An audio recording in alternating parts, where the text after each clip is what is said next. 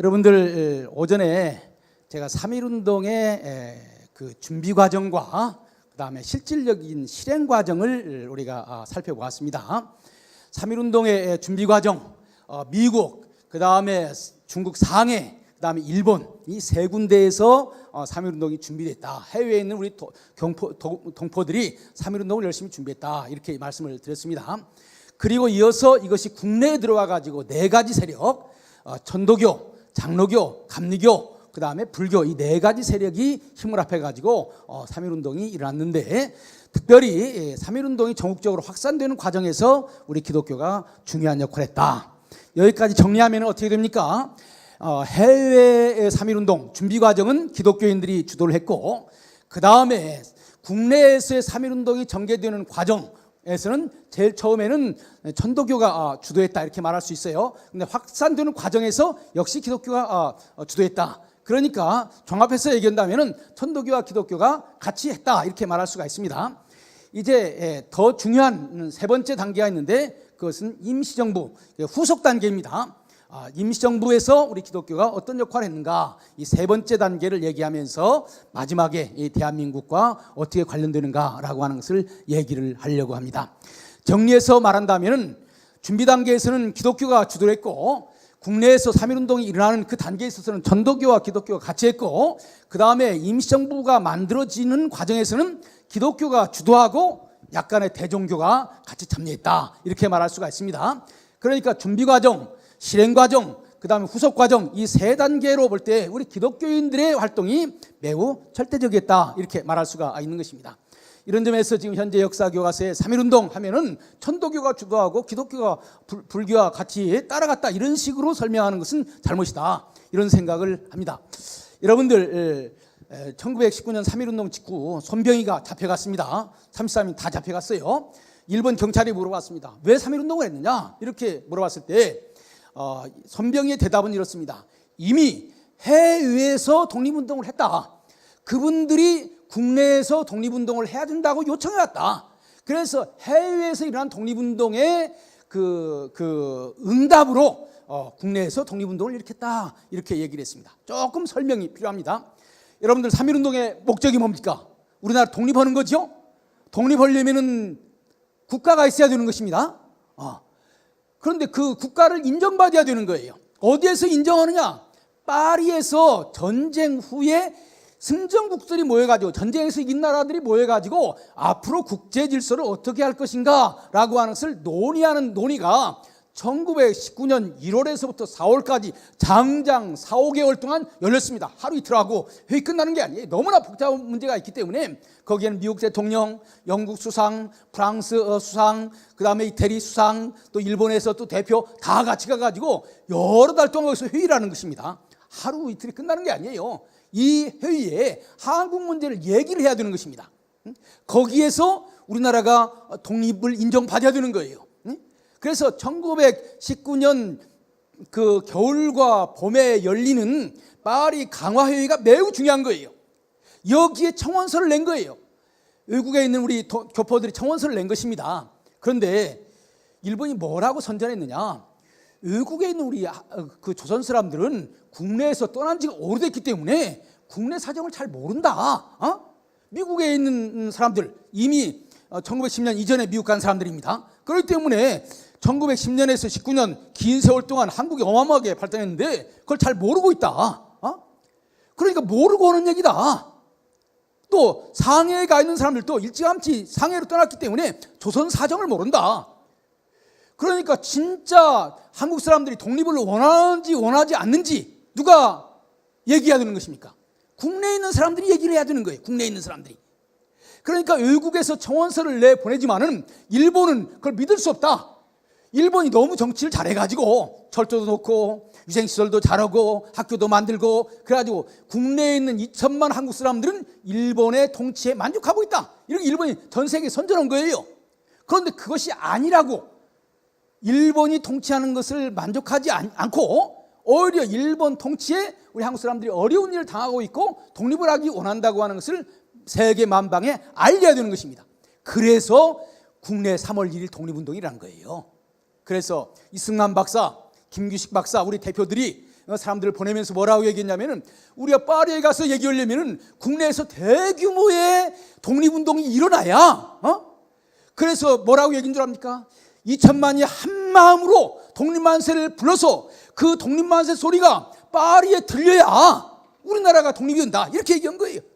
그러니까 우리나라 사람들이 목 놓아서 온 힘을 다해서 대한독립만세 불렀던 것입니다. 우리도 한번 같이 한번 해볼까요? 대한독립만세, 대한독립만세, 만세. 이렇게 해가지고 파리까지 가겠습니까? 그래서 사실은 1919년 국내의 3.1운동이라고 하는 것은 누구 들으라고 한 것입니까? 파리에 있는 세계 대표들 들으라고 한 거예요. 그래서 1919년 3월 1일 기미독립선언서뿐만이 아니라 그 뒤에 여러 독립선언서가 파리로 계속 가고 있었어요. 영어로 번역해서 누가 영어로 번역해 줬을까요? 선교사들이 영어로 번역해 줘가지고 파리로 가 있었습니다. 그런데 파리에서 인정을 하려면 뭐가 있어야 되죠? 국가가 있어야 되는 거예요. 인정을 해주려는데 누구한테 인정을 해줍니까?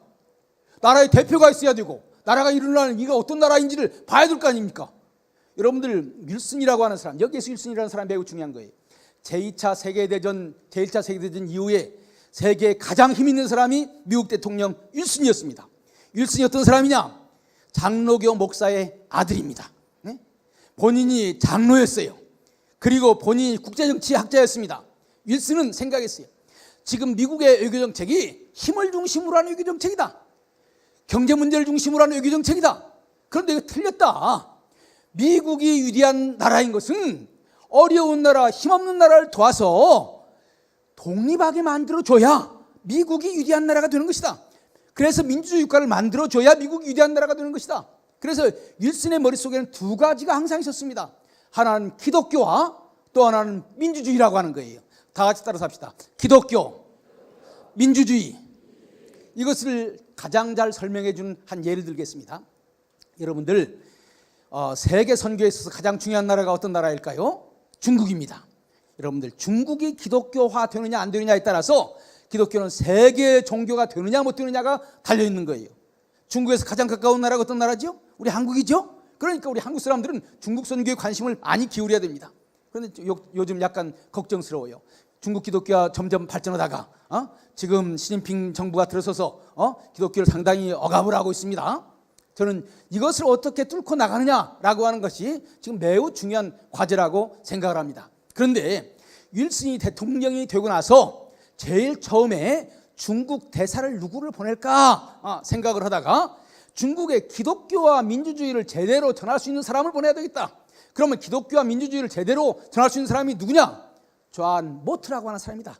존 모트가 세계 선교협의회 회장을 지낸 19세기 말 20세기 초에 미국에서 가장 유명한 선교 행정가였습니다. 미국에서 그 대학생들을 모집해 가지고 당신네들 선교지로 가라 이런 일을 하는 대표자가 누구였냐면 존 모트라고 하는 사람이에요. 존 모트를 중국 대사로 보내려고 할 만큼 윌슨은 기독교와 민주주의를 전파하는데 온 노력을 다한 것입니다. 그래서 이제 우리 국내에서 이제 3.1운동 독립만세 불렀는데 독립만세를 부르고 가만히 생각을 해보니까 지금 독립만세, 대한독립만세 우리는 자주국이다. 일본이 우리나라를 지금 지배하는 것을 인정할 수 없다. 그러면은 여러분들 세금 내면은 그 돈이 어디로 가죠? 지금 현재 세금 내면 어디로 가죠? 조선총독부에 가죠. 남의 나라에 돈 내면 되겠습니까? 안 되겠습니까? 안 되는 거죠. 납세하지 말아라. 일본 조선총독부에게 납세하지 말아라. 또 그 다음에 학교 가면은 그게 어떤 학교입니까? 일본 학교 아닙니까? 일본 사람들이 지배하는 학교 다니는 거예요. 일본 교육을 시킨다고요. 학교 가지 말아라. 진짜 1919년 3월 1일 이후에 사람들은 나라가 세워졌다고 생각을 한 거예요. 이제 더 이상 일본 사람들 말 들을 필요가 없다고 생각한 거예요. 그건 실질적으로 정부가 있습니까? 없습니까? 없는 거예요. 빨리 정부를 만들어야겠다 이런 생각을 한 거예요. 그래서 임시정부가 만들어지게 되는 것입니다. 그래서 대한독립만세라고 하는 그 소리와 새로운 나라를 건설해야 되겠다고 하는 이 건국은 같이 나가는 것입니다. 매우 중요한 거예요. 그래서 1919년 3월 1일, 3월 2일, 3월 3일 이 당시에 나온 비밀리에 돌아다니는 그 신문 몰래 배포하는 신문에 보면은 이제 독립만세가 외쳐졌으니까 이제 나라가 세워져야 되고 또 나라의 대표 대통령을 뽑아야 된다, 이런 얘기가 돌기 시작을 했던 것입니다. 그래서 임시정부가 만들어지게 되는 거예요. 여러분들 독립만세만 불렀고 우리 독립시켜달라. 그런데 지금 파리 강화에서 독립시켜주려고 보니까 국가가 없어, 정부가 없어. 독립되겠습니까? 안 되겠습니까? 안 되는 거지요. 많은 사람들이 독립만세만 생각하지만 그게 아니에요. 정부가 만들어져야 되는 거예요. 정부가 만들어져야 만일에 파리 강화에서 정부를 인정할 때 우리를 보고 우리를 인정해 주세요, 이렇게 되는 거예요. 여러분들, 이런 상황 가운데서 정부가 사실 여러 정부가 생기게 되었습니다. 처음에. 그래서 뭐 국내에서도 생기고 또 러시아에도 생기고 그다음에 상해에도 생기고 여러 정부가 생겼어요. 그런데 이것이 이제 서로 하나씩 합해져가는 그러한 과정이 있는데, 대표적으로 두 개만 얘기할 수 있습니다. 하나는 한성정부라고 해서 서울에서 만들어진 정부입니다. 서울에서 만들어진 정부예요. 그래서 한성정부라고 얘기를 합니다. 여기에 보면 새로운 나라를 어떻게 만들 것인가, 새로운 나라가 어떤 나라일 것인가에 대해서 이렇게 말하고 있습니다. 국가의 그 근본적인 정책은 민주주의고, 이 민주주의를 어떻게 실현해 나가느냐, 이 문제에 있어서는 대의제다.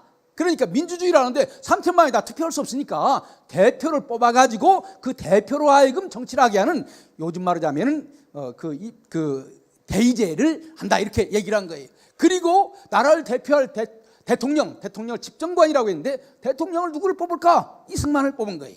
그래서 국가의 정치 제도는 민주주의, 그 다음에 나라의 대표는 이승만, 이렇게 정하게 된 것입니다.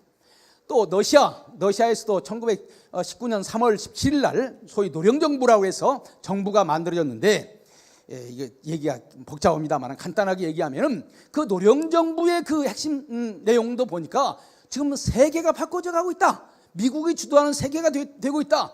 파리에 가서, 우리 대표를 파리에 가서 우리의 독립을 얘기해야 되겠다. 여러분들, 파리에는 누구 있다고 그랬습니까? 미국 대표가 있고, 영국 대표가 있고, 프랑스 대표가 있고, 그 다음에 그 이태리 대표가 있고, 영국 대표가 있고, 중국도 가 있었어요. 대표로 가 있었습니다. 러시아가 있었을까요? 없었을까요? 러시아 없었습니다. 왜냐하면 러시아가 절초보는 연합국이었는데 1917년 볼셰비크 혁명이 일어난 다음에 연합국에서 탈퇴하고 누구 붙었냐면은 독일 쪽과 붙고 말았어요. 그래서 러시아는 빠지는 거예요. 여러분들 잘 생각해 보세요. 그 노령정부가 파리에 우리의 대표를 보내겠다라고 하는 것은 이제 소련 편에 서겠다고 하는 것입니까? 미국 편에 서겠다고 하는 것입니까? 좀 어려운 내용입니까?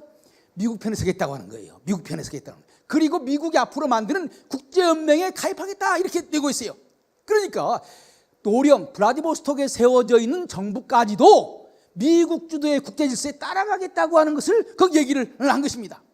그래서 이미 그 서울에서 정부가 만들어지고 그 다음에 그 러시아에서 정부가 만들어졌습니다. 그런데 다 문제가 있어. 어떤 문제가 있느냐? 서울에서 정부 만들면 서울에 누가 있죠? 일본 헌병이 있다고? 그 사람들 다 잡아가 버리고 말아. 일 아무것도 못해. 러시아에서 임시정부를 만들 수도 있었습니다. 그 당시에 해방 1910년 한일 병합되고 난 다음에 한국 사람이 어디 가서 제일 많이 살았느냐? 블라디보스톡 지방에 가서 제일 많이 살았어요. 그렇기 때문에 거기에 정부를 만들 수 있습니다. 그런데 1919년 바로 2월, 3월 그 당시에 블라디보스톡을요, 러시아가 지배한 것이 아니에요. 일본이 거기에 지배하고 있었습니다. 복잡한 얘기니까 생략을 하겠습니다. 그렇기 때문에 거기다가 정부를 만들어도 일본이 지배하고 있기 때문에 활동을 할 수가 없어. 그럼 어떻게 하느냐? 미국에 세워야 되겠다라고 하는 생각을 한 사람도 있었습니다. 한성정부의 주장은 미국에다 임시정부를 만들자. 미국 근데 너무 멀어. 그럼 어떻게 해야 되느냐? 중국 상해에다 만들자. 그래서 상해가 중심지로 떠오르게 된 거예요. 그래서 1919년 3월달에 상해에 본격적으로 임시정부를 만들려고 하는 그러한 모임이 진행되고 있었습니다. 이것이 1919년 4월 11일 날 만들어져서 상해 임시정부가 만들어지고, 그래서 지금 대한민국은 1919년 4월 11일을 중심으로 해서 임시정부 100주년 행사를 하려고 하는 거예요. 그러면은 이 당시에 상해가 어떤 지역이었느냐라고 하는 것을 얘기할 필요가 있습니다. 아까 제가 잠깐 얘기했습니다. 여러분들, 우리 한국 사람들은 바깥 세상이 궁금합니다. 그런데 일본 사람들은 바깥 세상을 못 나가게 하는 거예요. 왜냐, 바깥 세상을 구경하고 바깥에 물이 들어오면 통치하기가 힘들어. 그런데 우리나라 사람들이 바깥으로 나갈 수 있는 유일한 길이 어디에 있느냐? 그 상해를 통해서 가는 거예요. 여러분들, 그 당시에요, 철도가 부산에서 서울로, 서울에서 의주로, 의주에서 북경으로, 북경에서 상해로 다 연결되어 있습니다. 그래서 서울에서 기차 타면 상해까지 기차로 갈 수 있는 거예요. 그리고 또 진남포나 인천에서 배 타고 상해로 직접 갈 수가 있어요. 그래서 상해에 많은 한국 사람들이 거기에 살고 있었습니다. 그리고 거기에 뭐가 만들어졌다고요? 아까 상해 한인교회, 그 당시에는 선인이라고 했어요. 조선인이라고 해서 상해 선인교회가 만들어져 있었습니다. 그 상해 선인교회 신자들이 상해 임시정부의 중요한 멤버들이에요. 중요한 멤버들이에요. 그런데 여기에 서울에서 이제 상해로 사람을 보냈습니다. 누구를 보낸 줄 아세요? 기독교 목사를 보냈습니다. 여러분들, 천도교가 3.1운동 일으킬 때 국내에서 주도를 했습니다. 그런데 그 사람들 생각을 해보니까 독립만세 부른다고 그래가지고 독립이 될 것 같지가 않아. 빨리 우리나라의 국민의 의사가 어디로 전달돼야 되느냐? 파리로 전달돼야 되는 거예요. 그러려면 3.1운동 일어남과 동시에 파리에 우리나라가 독립운동을 하고 있다고 하는 것을 알릴 사람을 외국으로 보내서 거기에서 파리로 가서 얘기를 하도록 해야 되겠죠. 이때 자기들은 영어를 알고 국제사회를 아는 사람이 없는 거야. 그래서 누구를 선택했느냐? 기독교 목사를 택한 거예요. 목사가 누구냐? 현순이라고 하는 분이, 이분도 정동 제1교회 목사님이었던 분입니다. 목사님이 대표로 해서 3.1운동이 일어나기 전에 아까 천도교에서 얼마를 받았다고 그랬죠? 5,000원 받았다고 그랬죠? 5,000원 가운데 2,000원을 현순이 가지고 상해로 간 거예요. 그러니까 상해에는 이미 한국 한인교회 기독교인들 신한청년단 그 사람들이 있었습니다. 여은영, 장덕수, 선우혁, 김철, 또 조동호, 여러 사람들이 거기에 있었어요. 이 사람들과 한국에서 간 현순 목사, 그 다음에 계속 상해로 왔습니다. 그래서 상해 우리 기독교인들이 주류를 이루고 있었습니다. 임시정부를 만드는데. 그래서 이 사람들이 지금 한성정부가 만들어졌고, 그 다음에 또 러시아에서 정부가 만들어졌지만은 그것이 제대로 된 온전한 정부가 아니다. 우리가 제대로 정부를 만들어야 된다. 이런 생각을 하게 되었던 거예요. 이때 한성정부를 만들었던 사람이 상해로 오고, 노령정부를 만들었던 사람들도 상해로 왔습니다. 한성정부를 누가 만들었느냐? 놀라지 마세요. 또 기독교인이에요. 이규감 목사님이라고, 이분도 감리교 목사님이네요. 감리교 목사님이 주도를 해가지고 한성정부를 만들었습니다. 이 한성정부가 매우 중요합니다. 왜 그런 줄 압니까? 조금 어려운 말이지만 한번 따라서 합시다. 민주주의 통치는 통치자가 피통치자의 동의를 얻어 법을 만들고 그 법에 의해서 정치를 해야 된다. 그러니까 민주주의라는 뭐냐? 통치자가 자기 마음대로 통치를 하는 것이 아니라 자기가 이런 아이디어가 있다 그러면은 그 아이디어를 국민들이, 피통치자가 동의를 해줘야 되는 거예요. 동의를 해주고 그것이 법이에요. 그 법에 의해서 만들어져야 된다는 거예요. 그러면 대한민국이라고 하는 나라를 어떤 나라로 만들 것인가 라고 하는 것은 누가 동의해 줘야 되는 것입니까? 2천만, 그 당시 2천만이라고 그랬어요. 2천만 동포가 동의해 줘야 되는 거 아니에요.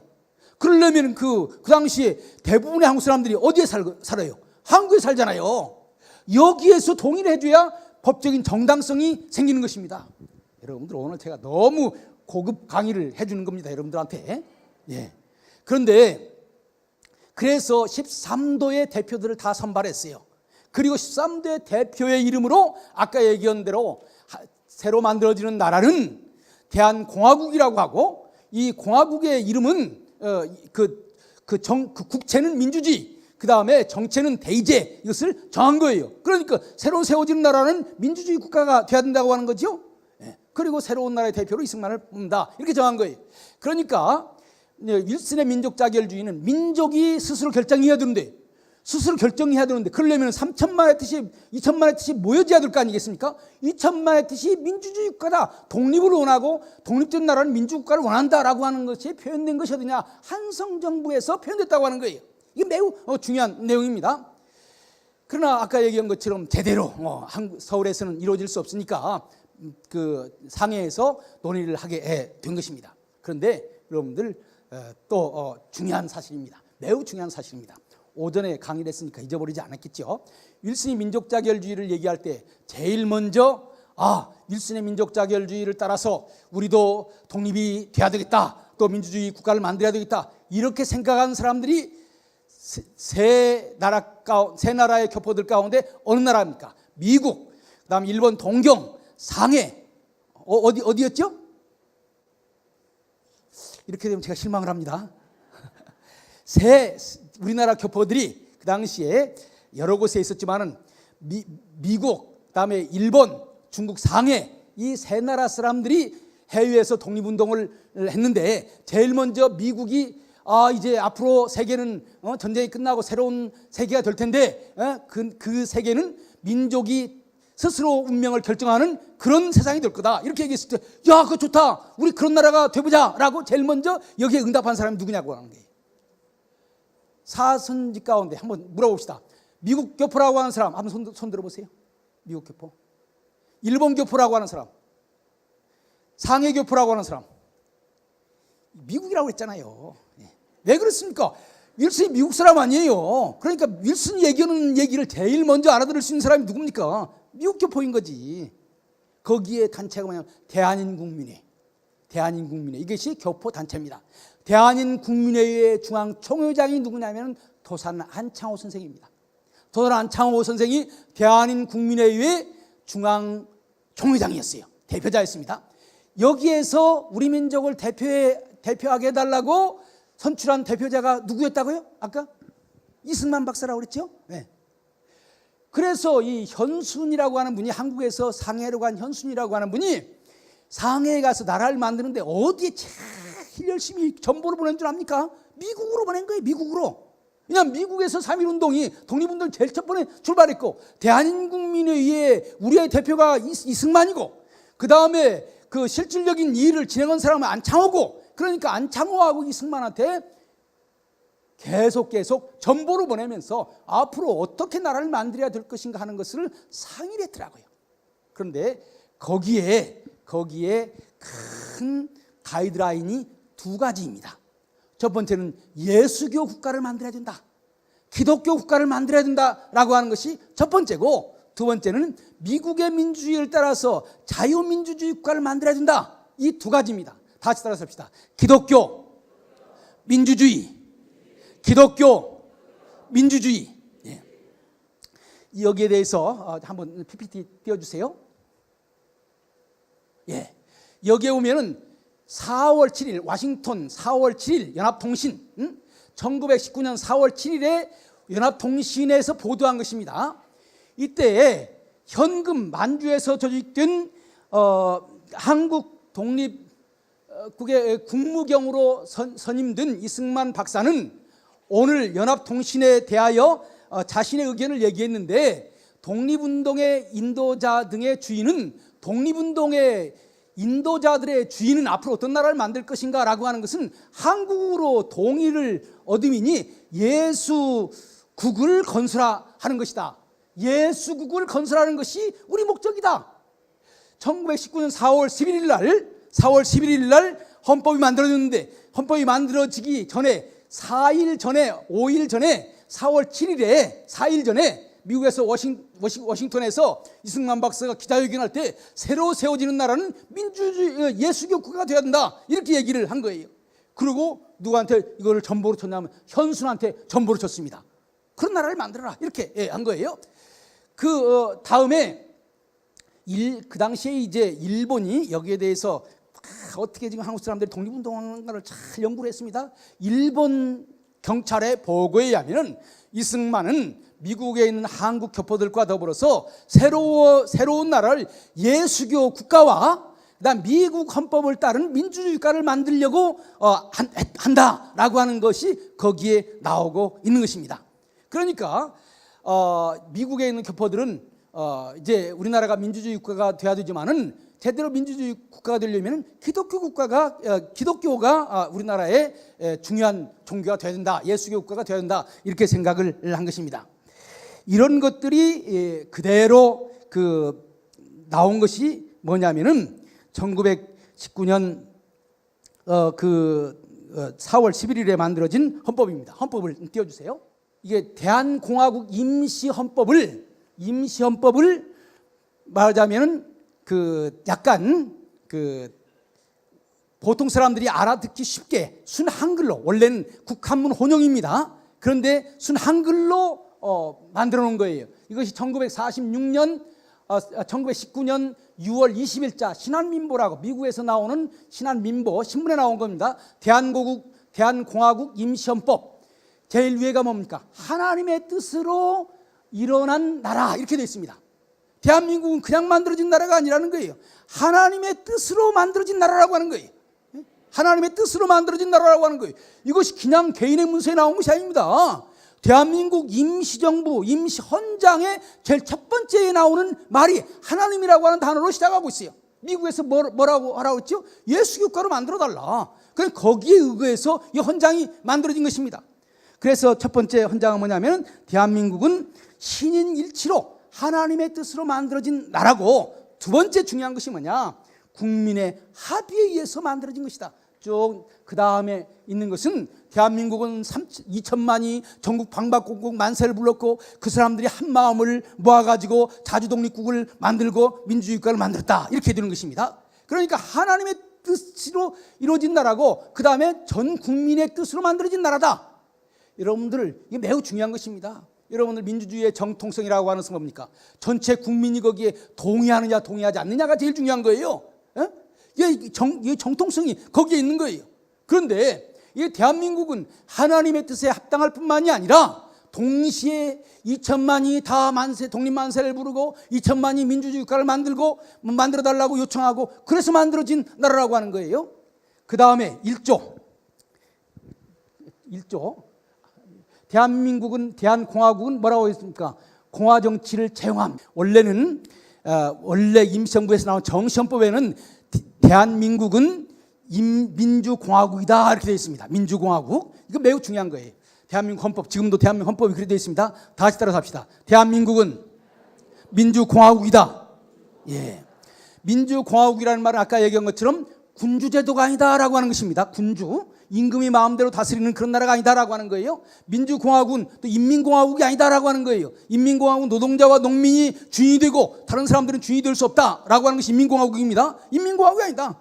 그러니까 임금도 마음대로 할 수 있는 나라도 아니지만 노동자와 농민도 마음대로 할 수 있는 나라가 아니다라고 하는 거예요. 그 다음에 이것은 3조에 똑같이 다시 반복되고 있습니다. 대한민국은 남녀, 귀천, 빈부의 계급이 없다. 다 같이 따라서 합시다. 대한민국은 남녀, 빈부, 귀천, 모든 계급을 초월한다. 예, 매우 중요한 거예요. 여러분들, 1919년이면은요, 아직 미국에서도 여자들이 투표하지 않았던 때입니다. 그런데 우리나라 헌법은 여자들에게도 다 주권이 있다라고 얘기하고 있어요. 그 다음에 그것뿐만이 아니라 귀천, 양반 쌍놈 차별이 없어야 된다고 하는 거예요. 양반 쌍놈 차별이 없어야 된다는 거예요. 그 다음에는 뭐라고 얘기했냐? 빈부의 차별도 없어야 된다고 하는 거예요. 부자도 참여하고 가난한 사람도 참여할 수 있어야 된다고 하는 거예요. 이것을 다른 말로 하면 뭐라고 얘기하는 줄 압니까? 대동단결이라고 말하는 거예요. 다 같이 따라서 합시다. 대동단결. 대한민국은 모든 계급을 부정한다고 하는 거예요. 특별히 어떤 계급을 부정합니까? 첫 번째로 봉건 계급을 부정하는 거예요. 나는 양반이다. 그렇기 때문에 쌍놈은 무시해도 된다. 이런 생각을 가진 전통적인 생각, 이거 부정하는 거예요. 그 다음에 또 한 가지는 뭔 줄 압니까? 그 당시에 볼셰비키 공산당 혁명을 따라서 노동자와 농민이 주인이다. 여러분들, 북한에서는요, 노동자와 농민은요, 그것은 출신 성분이 좋은 것입니다. 북한에는 세 종류의 사람이 있어요. 열성분자가 있고, 그 다음에 기회분자가 있고, 그 다음에 반동분자가 있어요. 열성분자는 노동자와 농민의 자녀가 열성분자고, 그 다음에 기회분자는 왔다 갔다 하는 사람이 기회분자고, 그 다음에 반동분자는 부르주아가 반동분자입니다. 그래서 교육받는 것도 공산당 당원이 되려면은 열성분자가 되지 않으면 공산당 당원이 될 수 없어요. 그 다음에 기회분자가 돼가지고 기회분자들은요 중학교도 못 보내요. 그 다음에 반동분자는 감옥에 가야 되는 거예요. 그러니까 공산주의는 계급사회예요. 계급사회. 모든 계급을 초월한다고 얘기했을 때 두 가지 계급을 다 같이 부정하는 것입니다. 하나는 뭐냐면은 부르주아 계급. 옛날에 나는 양반이다. 그래가지고 맞아, 옛날 과거의 조선 왕조의 그 계급도 부정하고, 또 공산주의식으로 노동자와 농민이 주도하는 그 계급도 부정하는 거예요. 그럼 어떤 세상이냐? 잘 사는 사람도 잘못하면은 가난한 사람 될 수 있고, 가난한 사람도 열심히 하면은 잘 사는 사람 될 수 있고, 이것을 초계급적 사회라고 그럽니다. 계급을 초월한 사회. 이것이요 계속 헌법에 여러 차례 나오는 거예요. 그러니까 민주공화국이라고 했을 때 이것은 봉건 왕조도 부정하는 것이지만은 동시에 공산주의 계급사회도 프롤레타리아 인민계급도 부정하는 것입니다. 매우 중요한 의미를 가지고 있습니다. 그 다음에 2조는 뭐냐면은 임시의정원의 결의에 의해서 통치한다. 그러니까 마음대로 대통령이라고 해서 마음대로 나라를 다스리는 것이 아니라 법치주의를 해야 된다고 하는 거죠. 그 다음에 4조는 뭐냐면은 신교, 언론, 저작, 출판, 결사, 집회, 서신, 주소 이전, 신체 및 소유의 자유. 이거 개인의 자유를 얘기하는 거예요. 종교의 자유가 있어야 된다. 뭐 길게 얘기하지 않겠습니다. 마지막에 뭐가 얘기냐면 소유의 자유. 소유권을 인정하는 거예요. 공산주의는 소유권을 인정하지 않습니다. 공산주의는 종교도 인정하지 않냐고, 소유권도 인정하지 않아요. 개인이 자기가 믿고 싶은 대로 믿을 수 있는 종교의 자유와 더불어서 개인이 자기가 열심히 노력해서 얻은 소유권은 국가가 함부로 가져갈 수 없다라고 하는 이 소유권이 여기에 나오고 있는 거예요. 이게 민주주의입니까? 공산주의입니까? 민주주의인 거예요. 민주주의 핵심이 바로 여기에 있는 것입니다. 개인의 자유는 종교의 자유든지 아니면 그 재산 소유의 자유든지 국가가 함부로 할 수 없다. 국가 권력이 마음대로 할 수 없다. 이게 자유민주주의의 근본입니다. 1919년 4월 11일에 만들어진 헌법은 바로 이 자유민주주의에 기초를 하고 있는 것입니다. 그 다음에 5조는 뭡니까? 모든 인민은 선거권과 비선권을 가진다. 여러분들 조선시대에 있어서 모든 인민이 정치에 참여할 수 있습니까? 그렇지 않아요. 양반만 정치에 참여할 수 있었던 거예요. 공산주의 사회에서 모든 인민이 정치에 참여할 수 있습니까? 없어요. 프롤레타리아 계급만이 정치 참여할 수 있는 거예요. 그러니까 부르주아 말하자면 양반 계급도 부정하지만은 노동자 농민의 계급도 부정하고, 노동자 농민 가운데서도 참여할 수 있고, 양반 가운데도 참여할 수 있고, 부자 가운데도 참여할 수 있고, 가난한 사람도 참여할 수 있고, 모든 사람들이 참여하는 그런 나라를 만들겠다. 이것이 1919년 4월 11일 임시정부가 꿈꿨던 그런 나라라고 하는 것입니다. 그 다음에 7조가 매우 재밌습니다. 신의 의사에 의해서 건국하고 인류 문화와 평화에 기여한다. 제 처음에 전문에 뭐라고 했습니까? 대한민국을 하나님의 뜻으로 세워진 나라. 제일 첫 번에 하자가 크게 나와 있죠? 하나님의 뜻으로 세워진 나라라고 했는데 7조는 뭐냐면 대한공화국은 하나님의 뜻으로 세워졌고 인류의 문화와 인류의 평화를 위해서 기여하기 위해서 만들어진 나라다. 이렇게 되어져 있는 거예요. 그러니까 전문에도 하나님의 뜻으로 세워진 나라라고 하는 말이 나오고 7조에도 대한민국은 하나님의 뜻으로 세워져서 대한민국으로 인해서 인류 문화가 발전하고 세계가 평화롭게 이루어지기를 원한다라고 하는 것이 나오는 거예요. 하나님이라고 하는 단어가 2번 나옵니다. 그 다음에 여기에는 없지만은 그 다음에 또 선포문이라고 하는 것이 있습니다.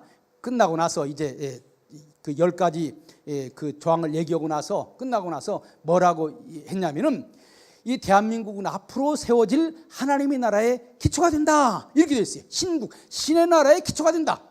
그러니까 헌법이라고 하는 게 간단한 그러니까 헌법이 전문, 그 다음에 10개 조항, 그 다음에 선포문 이렇게 되어 있어요. 여기에 하나님이라고 하는 단어가 3번이나 나오고 있는 거예요.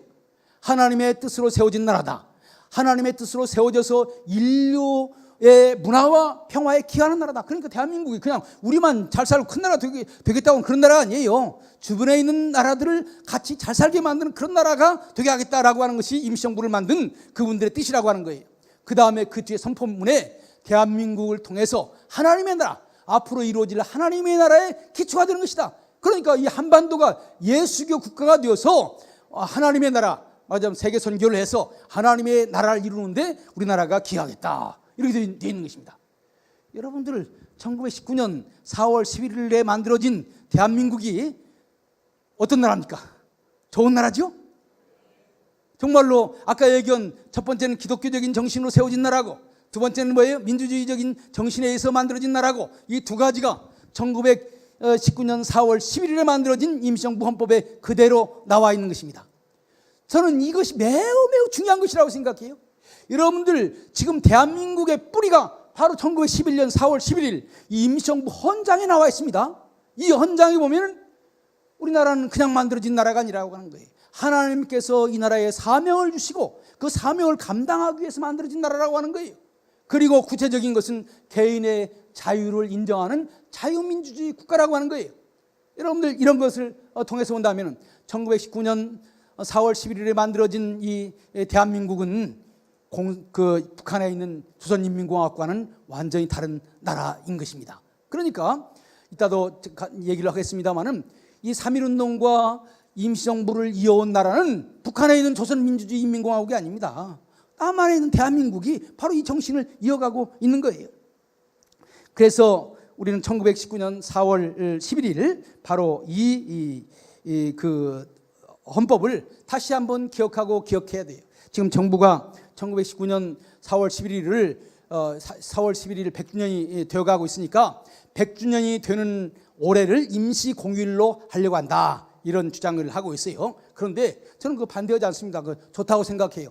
그러면은 바로 그 대한민국이 어떤 나라였는가라고 하는 것을 이 헌법 전문과 그다음 10가지 조항과 그다음 선포문을 조목조목 알려줘야 우리나라가 정말로 그런 나라가 되기를 원한다라고 하는 생각을 할 거 아니겠습니까?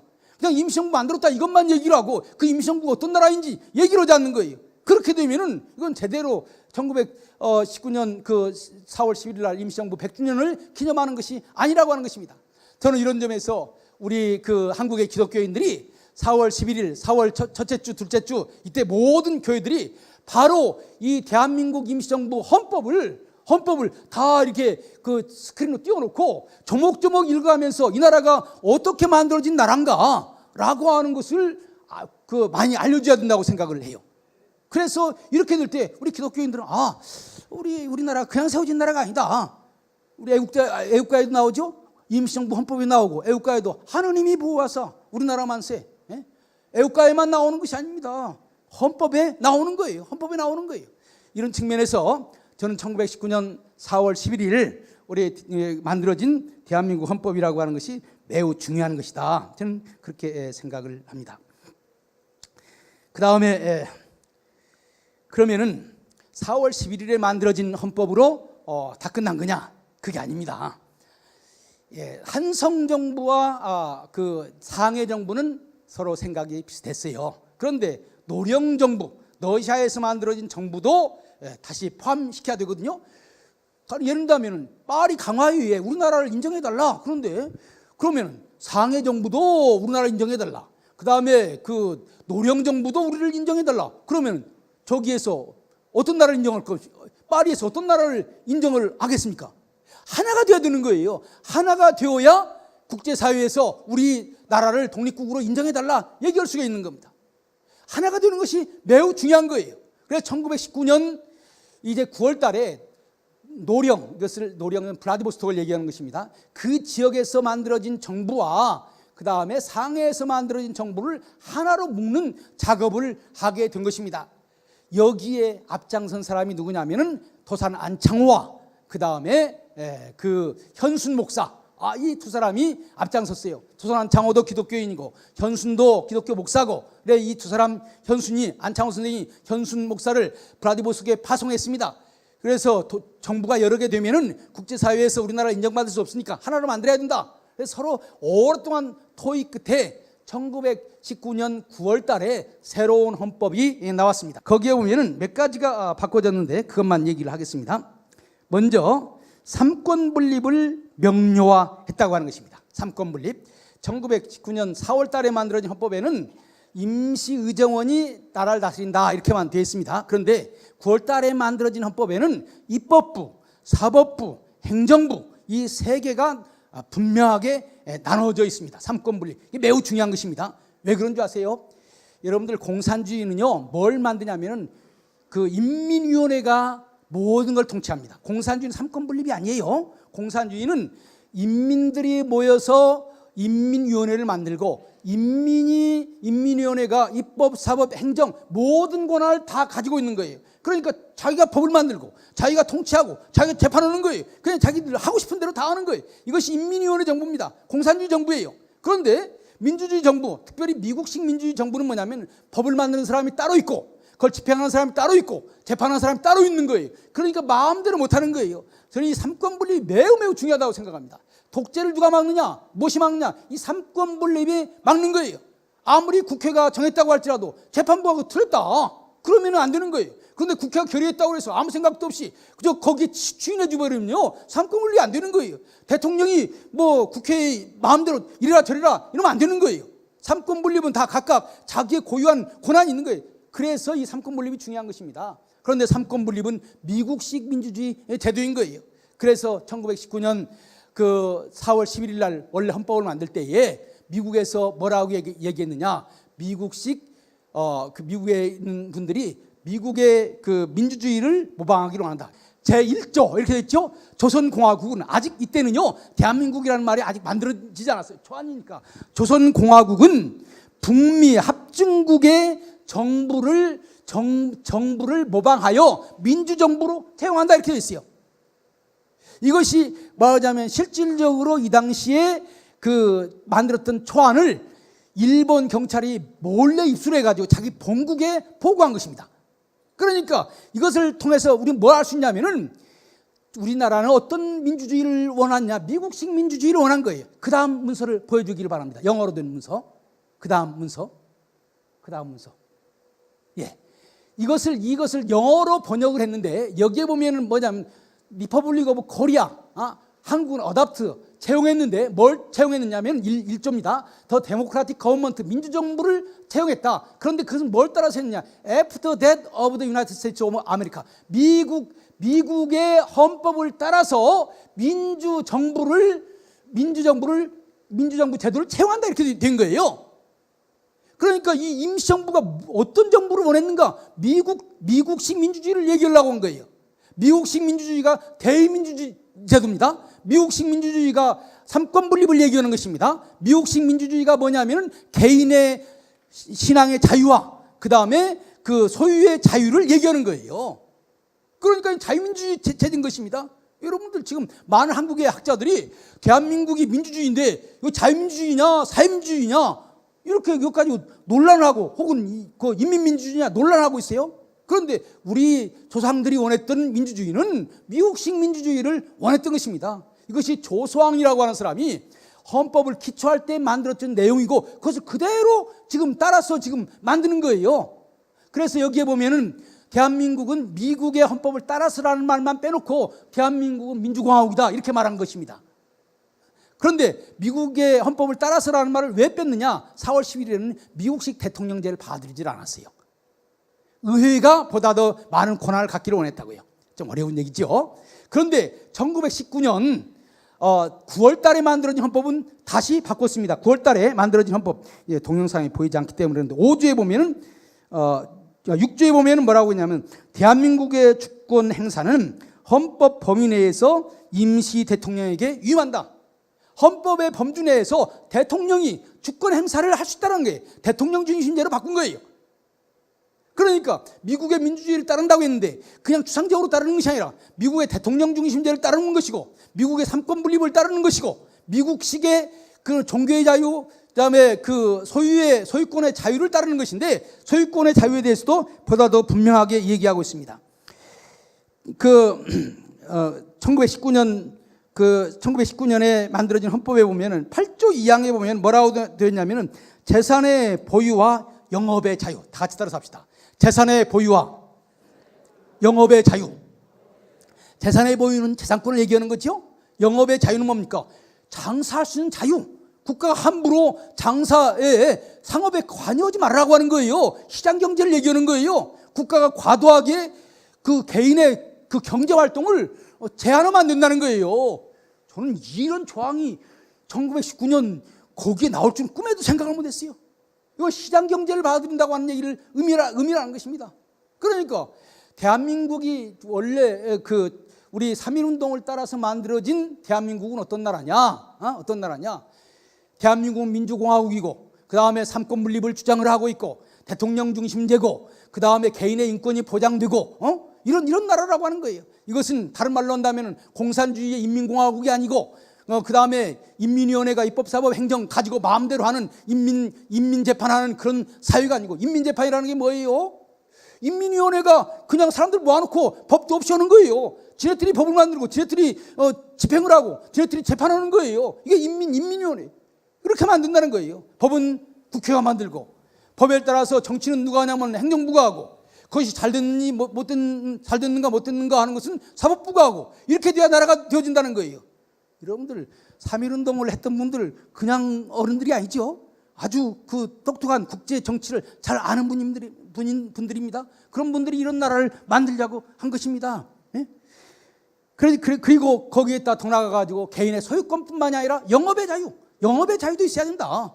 그래야 국가가 마음대로, 왜 영업의 자유라고 하는 말을 넣은 줄 압니까? 일본이 마음대로 말하자면 장사를 못하게 하는 거예요. 일본 사람들에게는 특혜를 주고 한국 사람들한테는 여러 가지로 억압을 하고 그러는 거예요. 또 여기 이 헌법을 만들 때에는 누가 여기 참여한 줄 압니까? 블라디보스톡에서 공산주의를 경험한 사람들이 와 있었어요. 공산주의는 거주 이전의 자유도 없고, 종교의 자유도 없고, 재산권의 자유도 없고, 재산 소유권도 없고, 영업의 자유도 없는 거예요. 그런 세상 싫다고 하고 만드는 거예요.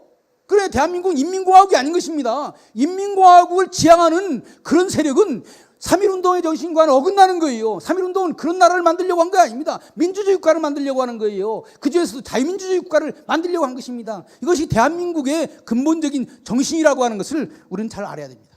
여러분들 이 이야기가 여러분들한테 약간 어려운 이야기인지 몰라요. 그러나 매우 중요한 것입니다. 정부가 대한민국의 뿌리가 1919년 4월 11일 임시정부에 있다라고 한다면 그 대한민국은 어떤 대한민국이냐? 자유민주주의 국가라고 하는 거예요. 하나님을 섬기고 국민 한 사람 한 사람을 중요하게 생각하는 자유민주주의 국가를 만들려고 하는 것이 3.1운동의 근본적인 정신이라고 하는 거예요. 이 정신으로만 돌아가면 우리나라 하나가 되는 거예요.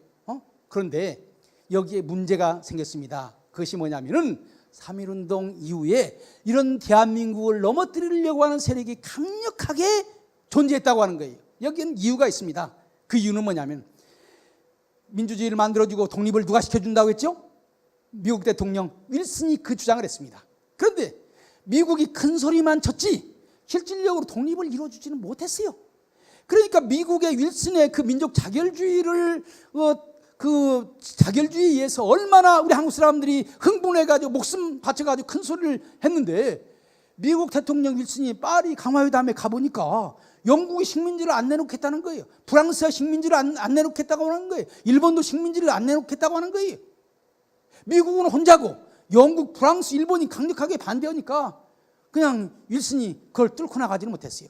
그리고 윌슨이 뭐라고 생각했냐? 지금 여기에서는 이 단계만 얘기하고, 일단 유럽, 말하자면 유럽의 식민지, 독일이랄지 오스트리아랄지 이런 나라가 가 있던 식민지는 일단 해방시켜주고, 이게 체코랄지 그 다음에 그 폴란드랄지 이런 나라들이에요. 이런 나라들은 식민지에서 해방되어주고, 앞으로 이 문제는 국제연맹을 만들어가지고 국제연맹에서 이 문제를 해결하자, 이렇게 생각을 한 거예요. 그런데 국제연맹을 만들려면 영국이랄지 프랑스랄지 일본이랄지 이태리랄지 이런 큰 나라가 협조해 줘야 되잖아요. 그러니까 일단 양보하자, 국제연맹을 만들어가지고 약소국가를 해방시켜주자, 이렇게 생각을 한 거예요. 그래서 일단 양보를 한 것입니다. 이때 우리 한국 사람들은 매우 실망했어요. 그러나 국제연맹을 만든다고 그러니까 그때 좀 희망을 가져보자, 이렇게 생각을 한 거예요. 그래서 헌법에도 보면 국제연맹에 가입한다 이렇게 되어 있습니다.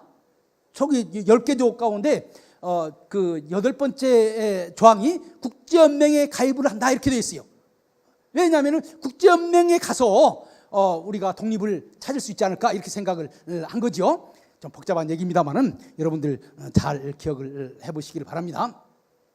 그렇게 해서 이제 미국만 믿고 그 민족 자결주의를 외쳤는데, 미국이 사실을 이제 미국이요, 우리나라 옛날 어른들이 뭐라고 얘기한 줄 압니까? 미국을 믿지 말고 소련에 속지 말라. 일본은 일어난다. 조선아 조심하라. 한번 따라서 해볼까요? 미국을 믿지 말고 소련에 속지 말라. 일본은 일어난다. 조선은 조심하라. 근데 제가 생각할 땐 지금 일본보다도 더 위험한 나라가 지금 중국이에요. 중국은 일어난다. 조선아 조심하라. 이렇게 얘기를 해야 될 것 같아요. 그런데 어쨌든지 간에 미국은 이제 대통령 중심제이기 때문에 대통령 두 번 하면은 그만둬야 돼요. 그래서 윌슨이 1920년에 대통령을 그만뒀어요. 그 다음에 다른 정권이 들어섰다고 우리나라도 전 정권에 한 거 다 지우려고 그러잖아요. 미국도 마찬가지야. 다른 정권이 들어와서 그러니까 우리는 윌슨이 하는 것 반대다. 그래가지고 국제연합도 가입하지 아니하고 세계 문제 개입하지 않겠다. 우리는 모르겠다. 이렇게 얘기해버린 거예요. 그러니까 이건 닭 쫓은 개가 된 거야. 미국만 의지하고 미국이 새로운 세계를 만들어준다고 그러니까 우리 거기 한번 가입해가지고 독립해보자 이러는데 안 되는 거야. 이때 한국의 지도자들이 가진 실망이라고 하는 것은 어마어마하게 큰 것입니다. 어마어마하게 큰 거예요. 그런데 이때 누가 살살 접근해가냐면 소련이 접근해온 거예요. 미국은 못했지만은 진정한 약소민족 국가의 친구는 우리 소련이다. 그래서 소련이 어려운 나라들 도와줘야 되겠다. 도와줄 것이다. 그래가지고 정말 상해에 있는 우리 독립운동을 하는 사람들이 너무 가난했습니다. 너무 배고팠어요. 돈도 없었어요. 이런 사람들 대거 모스크바로 불러가지고 며칠 막 잔치를 하고 잘 먹이고 돈을 어마어마하게 준 거예요. 그리고 그 임시정부, 민주주의적인 임시정부를 공산주의로 바꾸라. 이렇게 요구를 한 것입니다. 이때부터 임시정부를 흔들기 시작하는 거예요. 이 사람들이 흔들기 시작하는 거예요.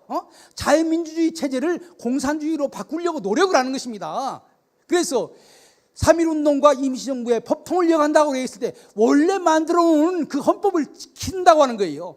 여러분들 놀랍게도 지금 우리가 그 애국자라고 하는 많은 사람들이 이 임시정부를 무너뜨리려고 노력한 사람들이 많습니다. 왜냐하면 소련과 손잡고 소련이 돈 주고 그러니까 그 소련의 돈을 받고 임시정부를 넘어뜨리려고 하는 세력이 많았던 거예요. 1920년대 초부터 1930년대 중순까지 그런 일들이 많았어요. 그런데 공산주의자들이요 그냥 머리가 나쁜 사람들이 아니에요. 머리가 좋은 사람들이에요. 그 사람들이 임시정부의 그런 임시정부를 공산주의로 바꾸자. 그러면 안 받아들여. 그러니까 뭐라고 그냥 중간파를 만들자. 좌우 합작을 하자. 이렇게 얘기를 하는 거예요. 좌우 합작을 하자. 그래서 좌우 합작을 하게 되면 그 다음 단계는 이제 공산주의로 넘어가는 거예요. 그러니까 자유민주주의를 사회민주주의로 바꾸고 좌우 합작을 하고 그 다음에 이제 공산주의로 만들려고 하는 것이죠. 그런데 이때에 목숨을 걸고 지킨 사람이 누군지 압니까?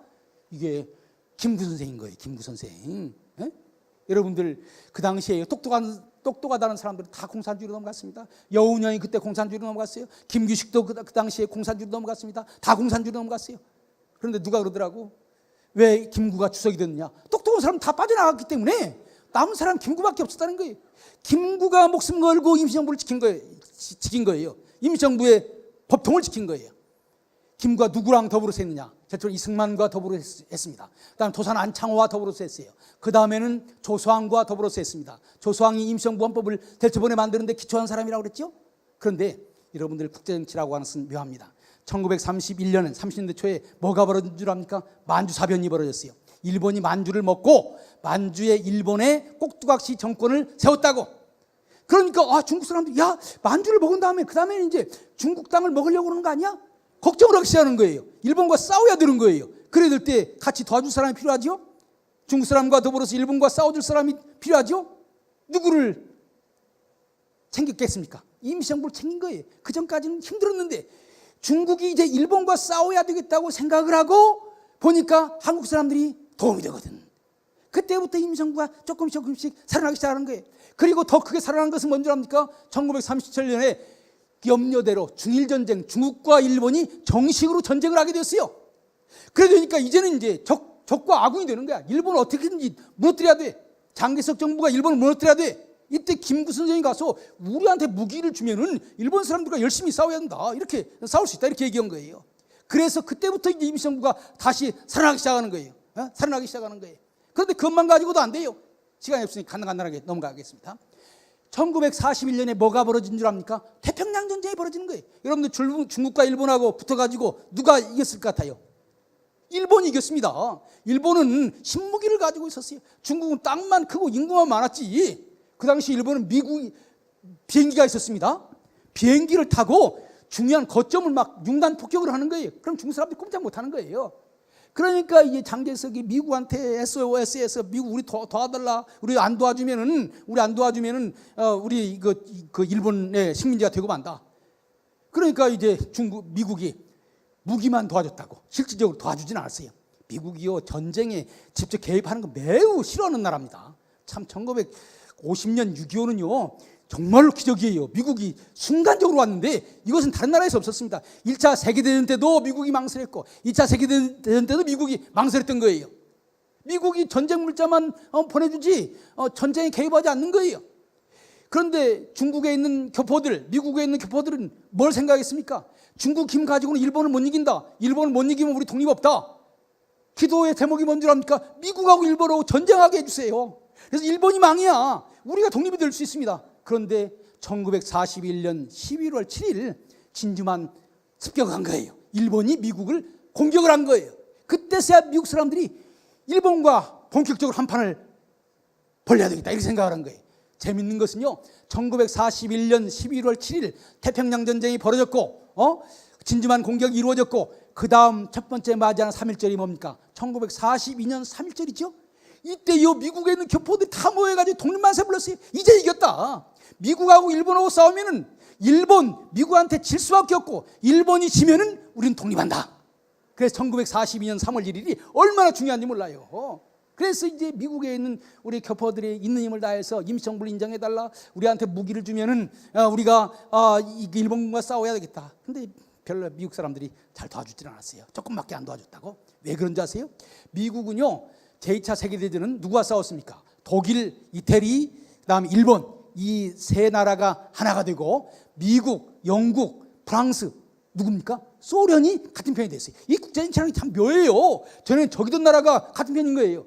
이제 소련이 미국과 같은 편이 된 거야. 옛날에 일본과 미국이 같은 편이 됐는데 이제는 소련과 미국이 같은 편이 된 거예요. 그렇게 되니까 미국은요 미국 사람들 죽는 것 겁냅니다. 미국을 믿지 말라고 하는 것이 미국이요 죽는 것 되게 겁내기 때문에 너무 전쟁을 망설여. 그런데 미국, 일본 군대 가운데 제일 막강한 군대가 어디에 있습니까? 중국 연변에 있었습니다. 그게 관동군 사령부예요. 이 군대가 제일 센 거야. 그런데 이 군대를 무찌르지 않으면은 일본을 미국이 이길 수가 없어. 그런데 그러려면은 육박전을 해야 되잖아요. 미국 사람들 죽는 거 싫어해. 그래 미국 대통령 아이젠하워랄지 트루만이 뭐라고 생각했느냐?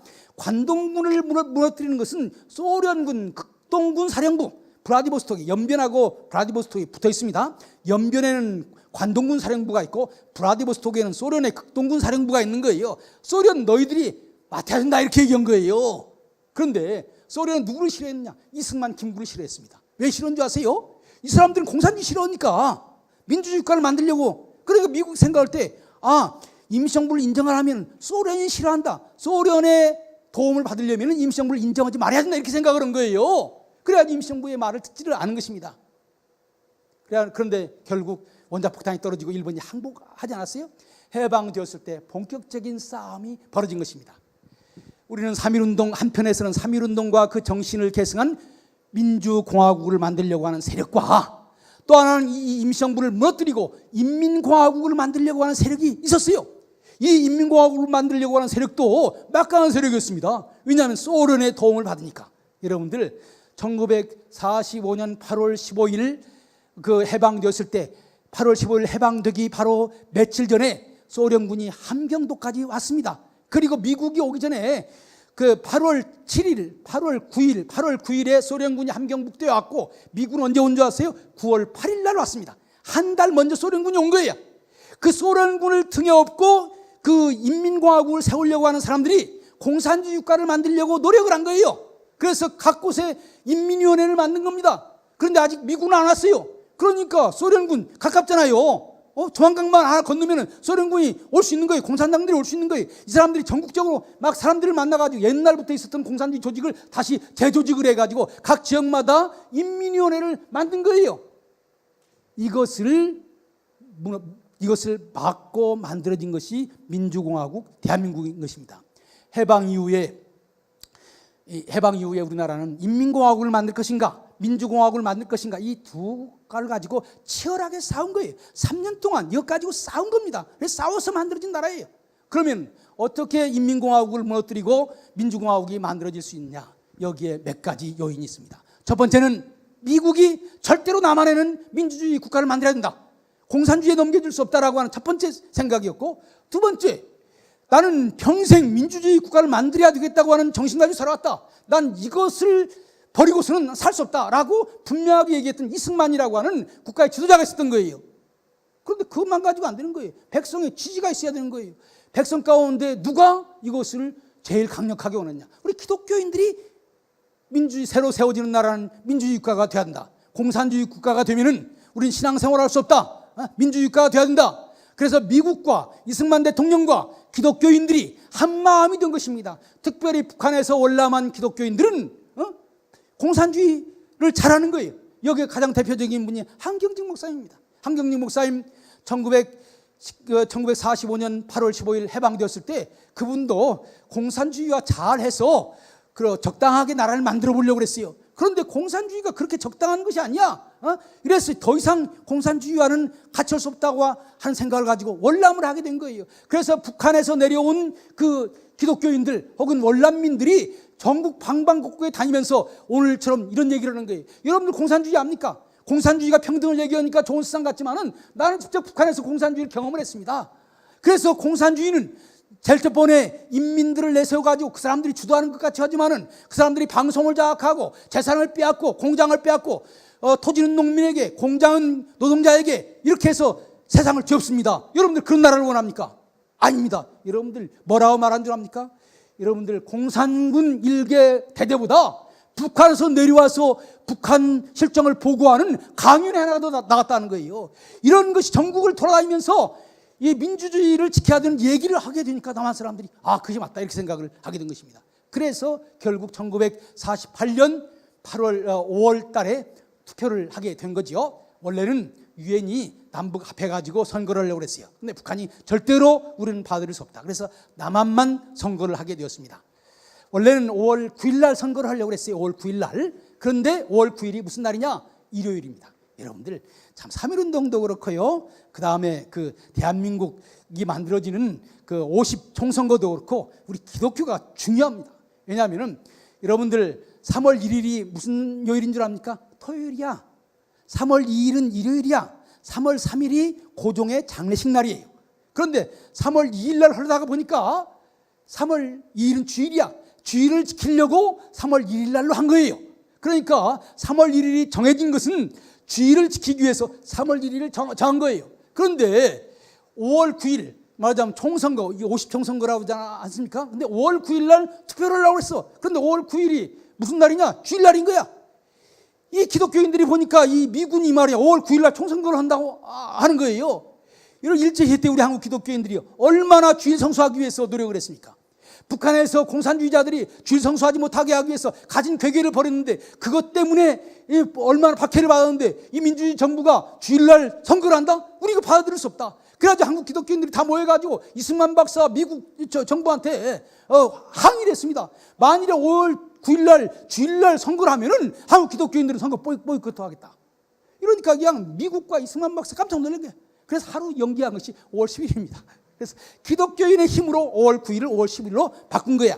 그렇게 해가지고 이제 국회의원 선거를 했습니다. 그런데 국회의원 선거 기독교인이 약 전체의 약 3분의 1은 못되고 4분의 1 정도 됐습니다. 그런데 그 당시에 전체 우리 기독교인의 인구가 1%, 2%밖에 안 됐어요. 1%, 2%밖에 안 되는데 4분의 1 정도 됐다고 하는 어마어마한 숫자인 거예요.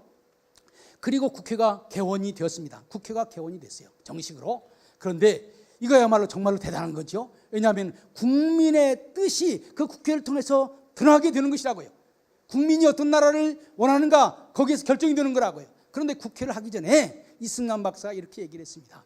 5월 30일인가 국회가 개원됐습니다. 여러분, 하나님의 은혜로 우리나라가 이렇게 50선거를 치르고 초기 재원국회를 열게 되었습니다. 이거 우리의 노력으로 된 것이 아닙니다. 하나님의 은혜로 된 것입니다. 이 자리에 있는 이윤영 의원님이 목사님입니다. 이윤영 의원님 앞으로 나오세요. 우리를 대표해서 기도해 주시길 바랍니다. 다 같이 일어나시길 바랍니다. 라고 얘기를 했던 거예요. 그 기도문 좀 한번 보여주시길 바랍니다. 이 우주와 만물을 창조하시고 인간의 역사를 섭리하시는 하나님이시여, 이 민족을 돌아보시고 이 땅에 축복하셔서 감사에 넘치는 오늘 있게 하심을 주님께 저희들은 성심으로 감사하나이다. 오랜 시일 동안 이 민족의 고통과 호소를 들으시사 정의의 칼을 빼서 일제의 무력을 굽히시사 하나님은 이제 세계 만방의 양심을 움직이시고 또한 우리 민족의 염원을 들으심으로 이 기쁜 역사적인 날을 이 시간에 우리에게 오게 하심을 하나님의 섭리가 세계 만방에 증시하신 것으로 저희들은 믿나이다. 같이 읽어요. 그 다음에 같이 읽읍시다. 하나님이시여, 이로부터 남북이 둘로 갈라진 이 민족의 어려운 고통과 수치를 신원하여 주시고 우리 민족, 우리 동포가 손을 같이 잡고 웃으며 노래 부르는 날이 우리 앞에 속히 오기를 축원하나이다. 통일을 기원했죠. 하나님이시여, 원치 아니하는 민생에 도타는 길면 길수록 이 땅에 악마의 권세가 확대되나 하나님의 거룩하신 영광은 이 땅에 오지 않을 수밖에 없을 줄은 저희들은 생각하나이다. 원컨대 우리 조선민족과 함께 남북 통일을 주시옵시고 또한 우리 민생의 복락과 아울러 세계의 평화를 신원하여 주시옵소서. 이렇게 기도한 거예요. 그 다음 거룩하신 하나님의 뜻에 의지하여 저희들은 성스럽게 택함을 입어가지고 글자 그대로 민족의 대의가 되었습니다. 국회의원이 됐다고 하는 것이죠. 쭉 비슷한 내용입니다. 이렇게 기도로 시작한 것이 대한민국입니다. 첫 번째 모든 일을 하기 전에 이렇게 하나님 앞에 기도를 한 거예요. 저는요, 우리 한국 기독교가 이것이 옛날 어투가 됐을지 이걸 약간 좀 현대어로 고쳐가지고 다시 정리를 하면은 좋은 문장입니다. 아주 내용이 풍부해요. 그래서 우리 한국 기독교가 어떻게 시작됐는지 이 기도문을 읽었으면 좋겠어요. 이 국회에서 뭘 결정한 줄 압니까? 헌법을 만든 거야. 헌법의 내용이 뭔지 압니까? 대한민국 제일 첫 번에 만들어진 1941년 만들어진 헌법을 거의 그대로 만드는 것입니다. 1조가 뭡니까? 대한민국은 민주공화국이다. 이것이 1919년 4월 11일 날 만들어진 헌법 내용과 똑같은 거예요. 그 삼권 분립이 그대로 나와 있고 주권은 모든 민족에게 있다고 하는 그대로 나와 있고 그 다음에 개인의 권리가 있다고 하는 그대로 나와 있고 대통령주의 힘제도 그대로 나와 있는 거예요. 그러니까 1948년 만들어진 헌법은 1919년 임시정부 헌법의 법통을 정신을 그대로 이어간다, 이렇게 말할 수 있는 것입니다. 이 헌법에 의해서 대통령 선거를 했습니다. 누가 대통령이 되었을까요? 이승만 박사가 대통령이 됐죠. 여러분들, 이승만 박사가 그냥 대통령이 된 것이 아니에요. 이미 3.1운동 때 민족의 대표였습니다. 그렇기 때문에 그때 이승만을 대통령으로 만드는 거예요. 그리고 이승만 대통령이 평생 동안 민주주의를 지키기 위해서 노력을 했습니다. 그리고 1948년 대통령이 된 것입니다. 이승만 박사가 대통령 취임 선서를 하는데, 취임을 하는데 원래 취임서에는 하나님이라고 하는 단어가 없는 거예요. 그런데 이승만 박사가 이렇게 취임 선서를 했습니다. 나는 하나님과 민족 앞에서 신실하게 국헌을 준수해서 국정을 할 것을 선언합니다. 이렇게 얘기를 했어요. 하나님이라고 하는 단어를 이승만 박사가 넣은 것입니다. 여러분들, 대통령 선서는요, 그냥 자기 마음대로 하는 것이 아니에요. 헌법에 어떻게 선서해야 된다고 하는 내용이 있는 거예요. 그런데 하나님이라고 하는 단어가 없는데 이승만 박사가 일부러 그 단어를 넣고 선서를 한 것입니다. 그리고 연설을 했습니다. 여러분들, 이 몸은 수없이 죽을 수밖에 없는 몸이었습니다. 그런데 하나님의 은혜로 여기까지 살아왔고 우리 국민들의 그 기도로 여기까지 살아왔습니다. 이 감격을 내가 어찌할 수가 없습니다. 여러분들 기도해 주세요. 그래서 하나님의 뜻에 맞는 그런 나라를 되게 해주세요. 이것이 이승만 박사가 1948년 7월에 대통령 취임식을 하면서 한 연설인 것입니다. 여러분들 보세요. 제가 중요한 거 두 가지 얘기하는 것입니다. 대한민국의 가장 중요한 재헌국회가 기도로 시작을 했고, 그 다음에 대한민국 초대 대통령이 하나님 앞에서 이 나라를 잘 이끌어가겠다고 하는 선서를 했습니다. 이건 다 우리 기독교적인 나라를 만들려고 하는 정신에 근거하고 있는 것입니다. 그러니까 옛날부터 가지고 있던 꿈, 우리 기독교인들의 꿈, 새로운 나라는 기독교적인 국가가 되기를 원한다. 새로운 나라는 민주적인 국가가 되기를 원한다. 이것이 이루어지게 된 거죠. 이런 새로운 나라가 만들어진 것을 누가 제일 싫어하느냐? 북한 싫어하는 거예요. 북한은 기독교도 싫고 자유민주주의도 싫은 거예요. 그래서 이걸 계속 넘어뜨리려고 하는 거예요. 저는 북한의 모든 사람들이 싫어하는 것은 아니라고 생각해요. 김일성, 김정일, 김정은을 비롯한 그 독재자들만 싫어하는 것이고 대부분의 많은 사람들은 다 좋아합니다. 왜냐하면 대한민국 헌법에 따르면 개개인이 자유를 누릴 수 있는 그런 세상이 오니까요. 그래서 저는 3.1절 100주년을 맞이하고 임시정부 100주년을 맞이해서 이렇게 위대한 우리 3.1 정신, 임시정부의 정신이 북한까지도 가서 북한의 자유민주주의적인 그 정신, 그 정책이 펴져가지고 북한에서 지금도 눈물을 흘리고 제대로 먹지도 못하고 말도 못하고 거주 이전에 자유가 있습니까? 종교의 자유가 있습니까? 재산 소유 자유가 있습니까? 영업의 자유가 있습니까?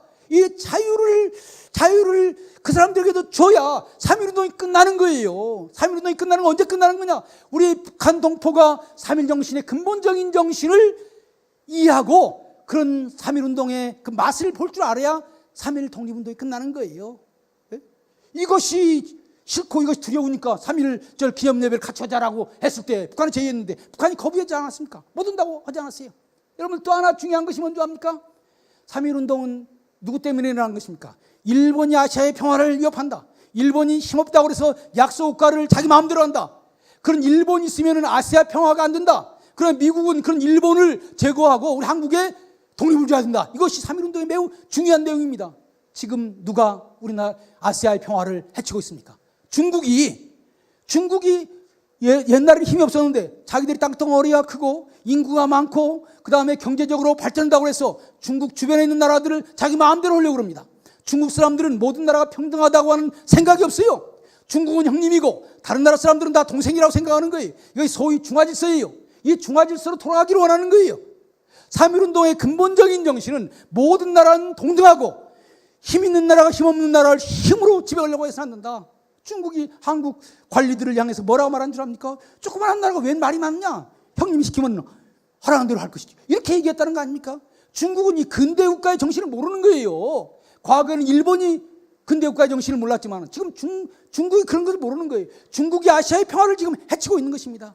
다시 우리가 독립선언서를 쓴다면은 과거에는 일본의 침략 때문에 아시아가 떨었지만 지금은 중국 주변에 있는 나라들이 다 중국이 강대국이 되는 것을 두려워하고 있습니다. 베트남이 두려워하고 있고요. 인도가 두려워하고 있고요. 저기 중앙아시아가 두려워하고 있고요. 소련이 두려워하고 있고요. 한국, 일본이 두려워하고 있는 거예요. 여기에서 중국을 보통국가로 만들어야, 그래서 평화를 사랑하는 민주주의 국가로 만들어야 아시아의 평화가 오는 거예요. 그래서 저는 3.1운동과 임시정부를 얘기하면서 크게 두 가지를 말씀하고 있어요. 3.1 정신을 계승하고 임시정부의 정신을 계승하려면 두 가지. 한반도에서 모든 사람들이 자유롭게 살아갈 수 있는 그런 나라가 되었으면 좋겠다. 그래서 3.1절 제일 첫 번에 뭐라고 되어 있습니까? 우리는 자주국임과 자주민임을 선언한다. 북한 동포가 자주민입니까? 북한 동포 자주민이 아니에요. 김일성이 시키는 대로 해야 되는 것입니다. 자주민이 돼야 되는 거예요. 그래야 3.1 정신의 그 정신이 구현되는 것입니다. 그 다음에 지금 3.1운동은 인류의 평화를 위해서 해야 된다고 했는데 누가 지금 아시아의 평화를 위협하고 있습니까? 중국이 지금 그런 아시아의 평화를 위태롭게 하는 그런 일을 하고 있는 거예요. 여러분들 더 이상 일본이 우리를 위협하는 거 아닙니다. 물론 일본이 앞으로 어떻게 될지 모르죠. 그런데 중국이 지금 현실적으로 위험인 거예요. 중국이 우리는 옛날부터 아시아를 우리가 지배했다. 우리가 중심 아니냐? 너희들은 변두리 아니냐? 그래 우리가 시키는 대로 해야 되는 거 아니냐? 아시아에서 패권을 가지려고 그런다고요. 그런데 우리 한국은 어떤 나라로 전락합니까? 변두리 국가로 전락하는 거예요. 이것을 막아야 아시아의 평화가 오는 거예요. 이런 점에서 3.1운동의 정신을 오늘의 이 시점에서 우리가 어떻게 구현할 것인가? 그 다음에 우리 기독교가 어떻게 해야 되겠습니까? 3.1운동의 근본적인 정신은 누구나 다 같이 하는 거예요.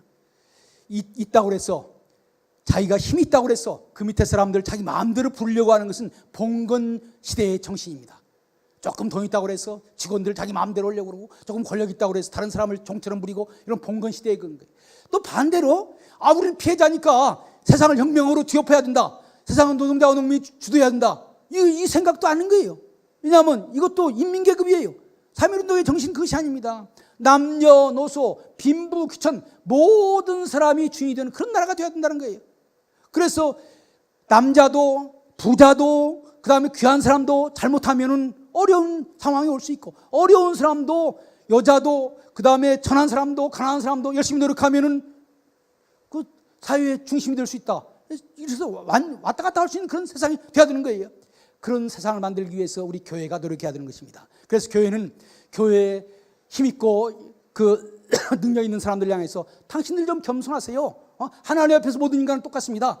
그다음에 어려운 사람들에 대해서 당신네들 한을 품고 세상을 뒤엎으려고 하지 말고 열심히 노력해가지고 성실하게 해서 이 사회의 주도적인 인물로 되세요. 그래서 그 사람들한테 희망과, 가난하고 힘든 사람들에게 희망과 용기를 줘서 말하자면 이 사회의 주인으로 만들 수 있는 그런 세상을 만들어야 오늘날 대한민국이 편한 나라가 되는 것입니다. 바로 이런 것이 대동단계를 할 수 있는 것이죠. 그래서 우리 한국 기독교가 더 이상 뭐 지금도 그런 것은 아닙니다만 가진 자의 교회, 힘 있는 자의 교회, 혹은 거꾸로 뭐 민중의 교회, 다 틀린 거예요. 모든 사람의 교회가 되어야 되는 것입니다. 이것이 삼일 정신을 계승하는 우리의 뜻이라고 생각을 합니다.